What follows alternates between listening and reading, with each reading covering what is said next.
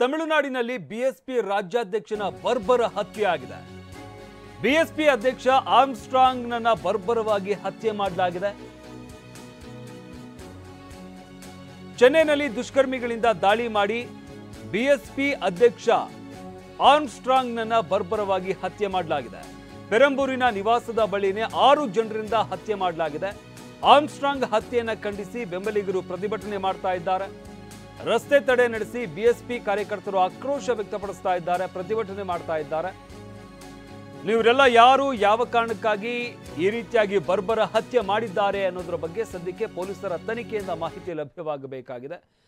ತಮಿಳುನಾಡಿನಲ್ಲಿ ಬಿಎಸ್ಪಿ ರಾಜ್ಯಾಧ್ಯಕ್ಷನನ್ನ ಬರ್ಬರವಾಗಿ ಹತ್ಯೆ ಮಾಡಿರುವಂತಹ ಘಟನೆ ನಡೆದಿರುವಂಥದ್ದು. ಬಿಎಸ್ಪಿಯ ತಮಿಳುನಾಡಿನ ಅಧ್ಯಕ್ಷ ಆರ್ಮ್ಸ್ಟ್ರಾಂಗ್ ಈತನನ್ನ ಬರ್ಬರವಾಗಿ ಹತ್ಯೆ ಮಾಡಲಾಗಿದೆ. ಇನ್ನು ಚೆನ್ನೈನಲ್ಲಿ ದುಷ್ಕರ್ಮಿಗಳಿಂದ ದಾಳಿ ಮಾಡಿ ಹತ್ಯೆ ಮಾಡಲಾಗಿದೆ. ಪೆರಂಬೂರಿನ ಅಧ್ಯಕ್ಷನ ನಿವಾಸದ ಬಳಿನೇ ಸುಮಾರು 6 ಜನ ದಾಳಿ ಮಾಡಿದ್ದಾರೆ. ಏಕಾಏಕಿ ದಾಳಿ ಮಾಡಿ ಹತ್ಯೆ ಮಾಡಲಾಗಿರುವಂಥದ್ದು. ಈ ಹತ್ಯೆಯನ್ನು ಖಂಡಿಸಿ ಬೆಂಬಲಿಗರು ಪ್ರತಿಭಟನೆ ಮಾಡ್ತಾ ಇದ್ದಾರೆ. ಸದ್ಯಕ್ಕೆ ಪರಿಸ್ಥಿತಿ ಬೂದಿ ಮುಚ್ಚಿದ ಕೆಂಡದಂತಿದೆ. ಕ್ಷಣ ಕ್ಷಣಕ್ಕೂ ಕೂಡ ಪರಿಸ್ಥಿತಿ ಉದ್ವಿಗ್ನವಾಗ್ತಾ ಇದೆ. ರಸ್ತೆ ತಡೆ ನಡೆಸಿ ಬಿಎಸ್ಪಿ ಕಾರ್ಯಕರ್ತರು ಆಕ್ರೋಶವನ್ನ ಕೂಡ ವ್ಯಕ್ತಪಡಿಸಿದ್ದಾರೆ. ಇನ್ನು ಕಾರ್ಯಕರ್ತರನ್ನು ನಿಯಂತ್ರಿಸುವುದಕ್ಕೆ ಪೊಲೀಸರು ಹರಸಾಹಸ ಪಟ್ಟಂತಹ ದೃಶ್ಯಾವಳಿಗಳು ಕೂಡ ಕಂಡು ಬಂತು.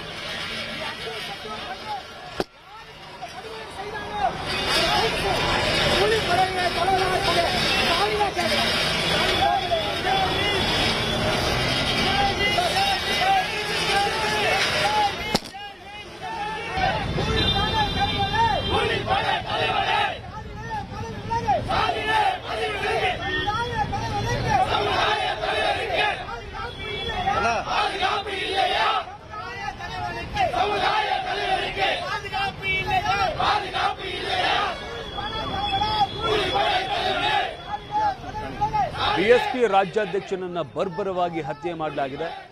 ಬಿಎಸ್ಪಿ ಅಧ್ಯಕ್ಷ ಆರ್ಮ್ಸ್ಟ್ರಾಂಗ್ನನ್ನ ಬರ್ಬರವಾಗಿ ಹತ್ಯೆ ಮಾಡಲಾಗಿರುವಂಥದ್ದು. ಚೆನ್ನೈನಲ್ಲಿ ದುಷ್ಕರ್ಮಿಗಳಿಂದ ದಾಳಿ ಮಾಡಿ ಹತ್ಯೆ ಮಾಡಲಾಗಿದೆ. ಇನ್ನು ದಾಳಿಯಲ್ಲಿ ಸುಮಾರು 6 ಜನ ಭಾಗಿಯಾಗಿದ್ರು ಅಂತ ಗೊತ್ತಾಗಿರುವಂಥದ್ದು. ಬಟ್ ಕಾರಣ ಏನು, ಯಾವ ಕಾರಣಕ್ಕೆ ಮಾಡಿದಂಥದ್ದು, ಯಾರು ಮಾಡಿದಂಥದ್ದು ಅನ್ನೋದ್ರ ಬಗ್ಗೆ ಪೊಲೀಸರು ತನಿಖೆಯನ್ನು ಮಾಡ್ತಾ ಇದ್ದಾರೆ.